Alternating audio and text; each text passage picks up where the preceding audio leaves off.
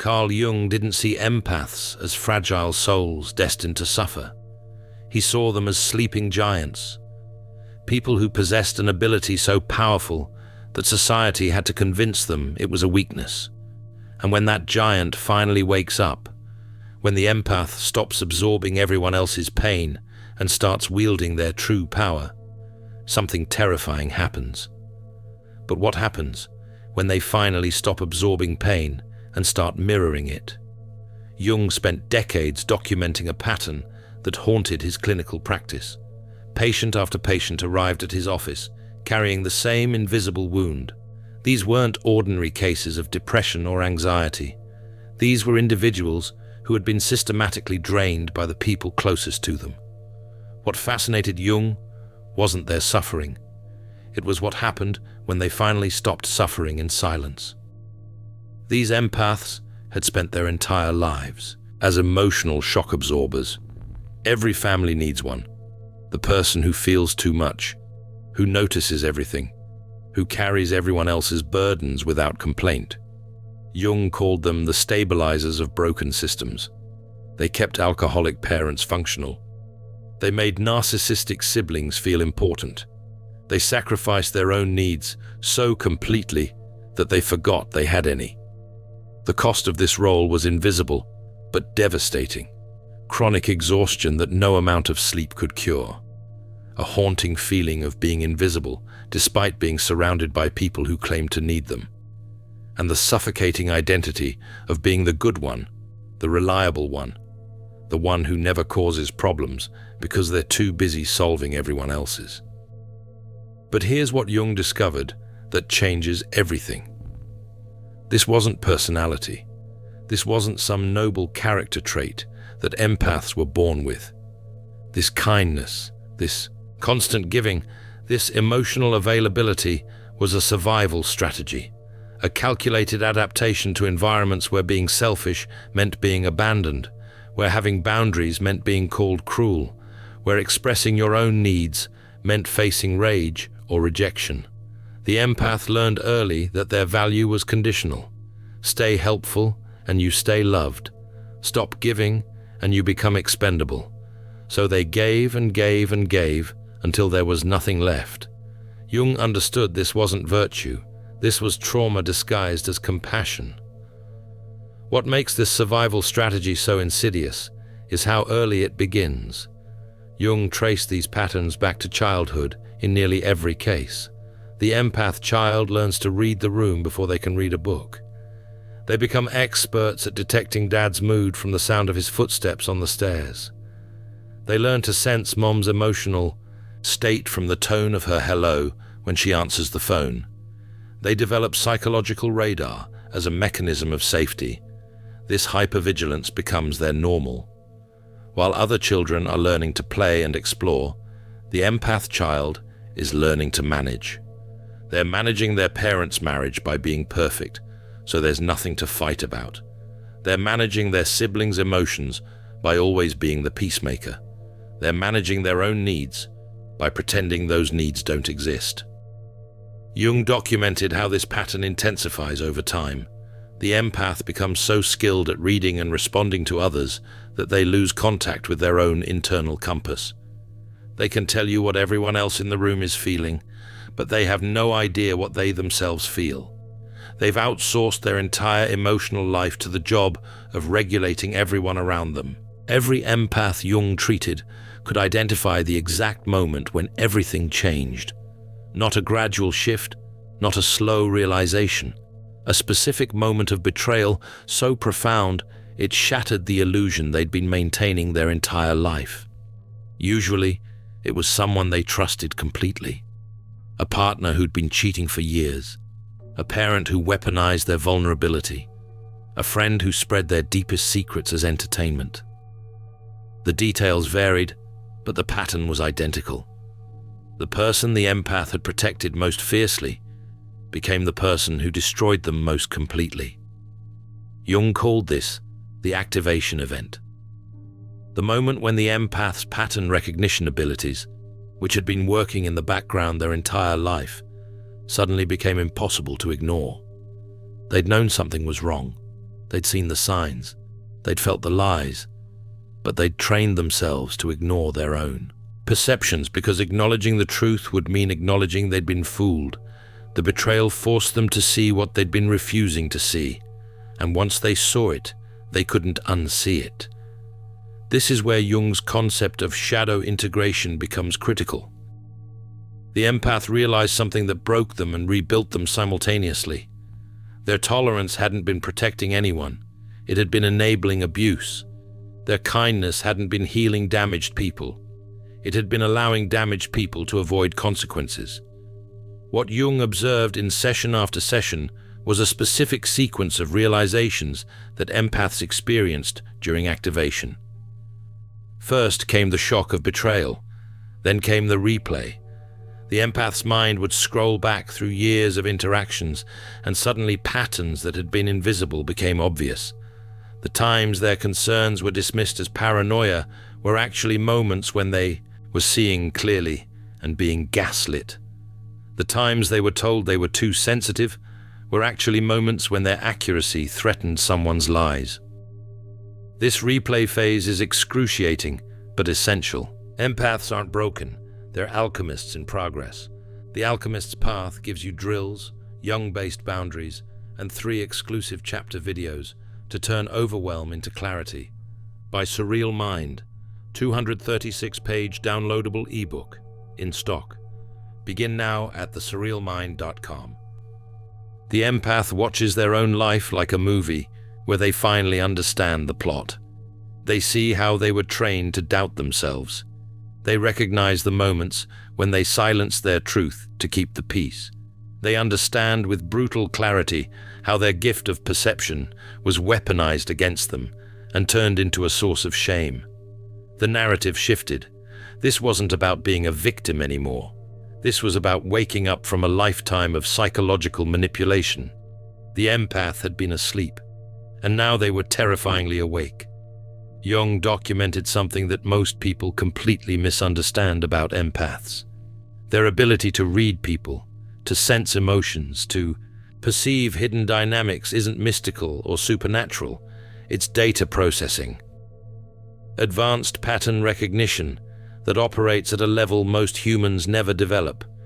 Empaths notice micro-expressions that flash across faces for fractions of a second. They track tone inconsistencies that reveal concealed emotions. They feel the energetic shift when someone enters a room carrying rage they're pretending isn't there.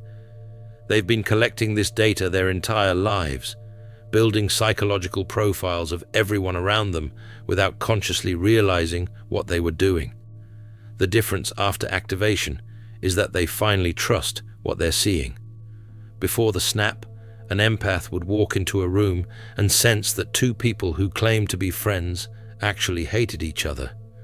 But they'd dismiss that perception as paranoid or judgmental. After activation, they trust it, and they're almost never wrong. Jung described a case that perfectly illustrates this power. An activated empath walked into a family gathering where everyone was performing normalcy. Pleasant conversations, polite smiles, the choreographed performance of functional relationships. Within 10 minutes, she could identify which marriages were dying, who was hiding addiction, who was stealing money, and who was planning to abandon the family entirely. She didn't confront anyone. She didn't cause drama. She simply observed. And her presence made the liars deeply uncomfortable because some part of them knew they'd been seen. Not suspected. Seen. The activated empath had become a living lie detector in a room full of people whose relationships depended on maintaining lies. Jung noticed something else in his sessions with activated empaths. They developed what he called perceptual layers. They could simultaneously track what someone was saying, what their body language was communicating, what emotions were leaking through their carefully controlled facade, and what deeper psychological pattern was driving the entire interaction. Most people can barely track the surface conversation. The activated empath is reading 4 levels deep while appearing to simply listen. This multi-layered perception is what makes activated empaths seem almost supernatural to those around them. They'll respond to the unspoken subtext while others are still processing the surface message. They'll address the real issue before it's been articulated. They'll name the dynamic that everyone else is pretending doesn't exist.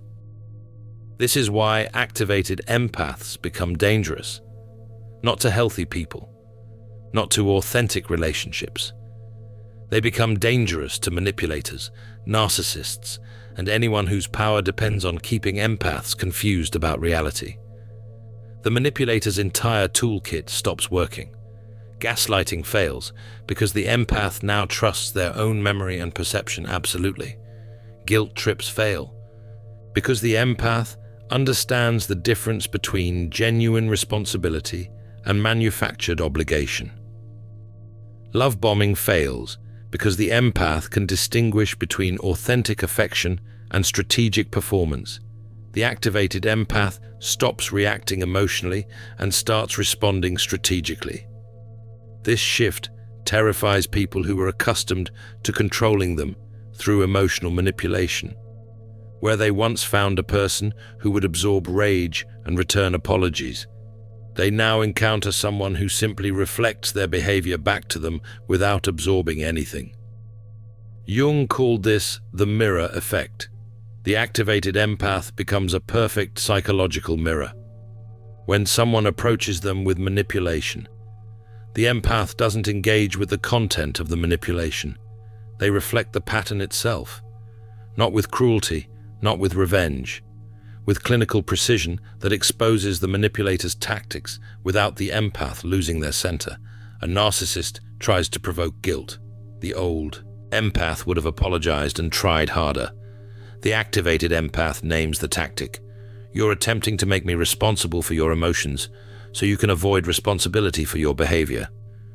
I won't be participating in that dynamic. The manipulation dies on contact because there's nothing to manipulate.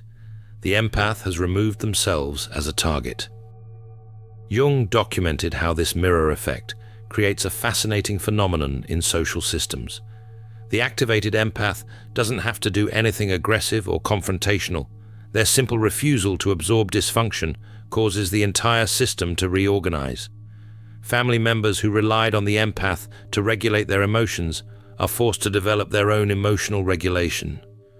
Friends who use the empath as a dumping ground have to find healthier ways to process their problems.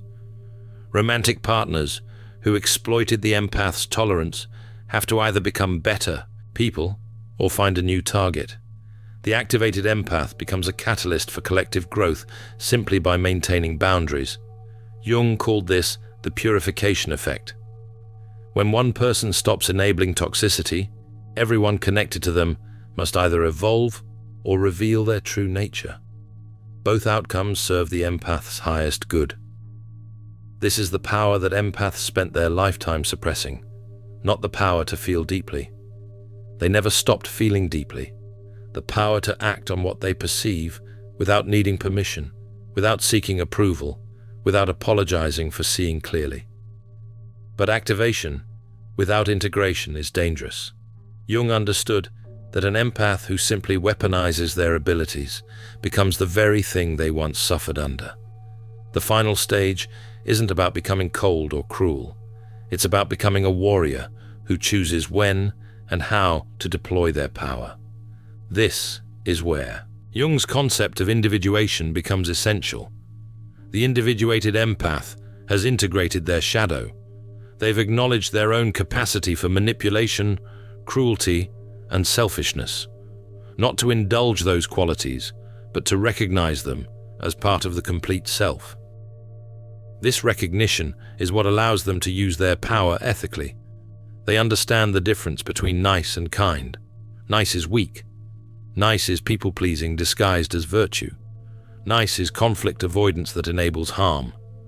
Kind is strong. Kind is choosing to be gentle from a position of power rather than from a position of fear. Kind is voluntary, boundaried, and sustainable. Jung wrote about patients who completed this integration process. They became people who were incredibly gentle with those who deserved gentleness and absolutely unmovable with those who didn't. They could offer compassion without sacrificing themselves. They could see manipulation without becoming manipulative. They possessed the wisdom to know when to extend mercy and when to enforce consequences. The integration phase requires empaths to confront uncomfortable truths about themselves. They must acknowledge the times they used their empathy manipulatively, the times they played the martyr to gain sympathy, the times they remained in toxic situations not because they couldn't leave, but because being the victim gave them an identity they weren't ready to release. Jung insisted on this shadow work because he knew that unintegrated empaths could become the most sophisticated manipulators. They understand human psychology deeply enough to exploit it. They can read people accurately enough to know exactly which buttons to push. Without ethical integration, an activated empath could cause devastating harm. But when the shadow work is complete, something remarkable emerges. The individuated empath is terrifyingly capable of harm, but chooses peace. Not because they're afraid of conflict, not because they're trying to be good, because they've touched their own capacity for destruction and chosen to build instead. That choice, made from genuine power rather than learned helplessness, is what makes them psychologically invincible. Now we reach the moment that Jung documented as the ultimate transformation. The activated and integrated empath arrives at a psychological state that most people never achieve. They no longer need external validation, not because they've become arrogant or isolated, because they've developed such complete trust in their own perception that other people's opinions of them become irrelevant data rather than threats to their identity. Think about what this means. Your entire life, you measured your worth by whether others approved of you. You modified your behavior based on what would make people comfortable. You silenced your truth to avoid being called difficult. Every choice was filtered through the question of how others would respond. The activated empath asks a different question. Is this true? Is this aligned with who I am? Does this serve my growth, or does this serve someone else's comfort at my expense? They become psychologically invincible because there's no external approval they need badly enough to betray themselves to obtain it.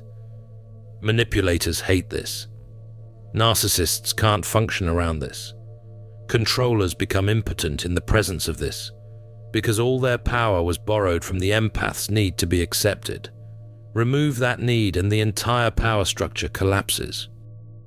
Jung documented how this shift creates a ripple effect that extends far beyond the individual empath. When someone becomes truly sovereign, immune to manipulation through their complete self-trust, they give everyone around them permission to do the same. Other empaths see what's possible and begin their own activation journey. Healthy people feel safe being authentic because there's no performance required. Toxic people either transform or leave because their tactics no longer work. The individuated empath becomes what Jung called a bearer of consciousness. They hold a level of psychological awareness that elevates entire communities simply through their presence. They don't preach or lecture. They demonstrate through their unwavering commitment to truth what human beings become when they stop betraying themselves. Jung watched this transformation and understood something profound. The empath's breaking point was actually their healing point. The moment they thought they were falling apart was the moment they were finally falling into place. Every relationship that ended, every person who left, every door that closed, was removing exactly what needed to be removed so the real work could begin. Your snapping point wasn't a breakdown, it was a breakthrough. The person you were before, the one who absorbed everyone's pain and took responsibility for everyone's feelings and made yourself small so others could feel big, that person had to die so the real you could emerge. And the real you is more powerful than you were ever allowed to know. Jung documented this over and over The empath who finally says enough doesn't become bitter. They become free. They don't lose their ability to love. They gain the ability to love from wholeness rather than from wounds. They don't become cold. They become warm in ways that are sustainable because they're finally giving from overflow instead of from depletion. This transformation isn't always celebrated.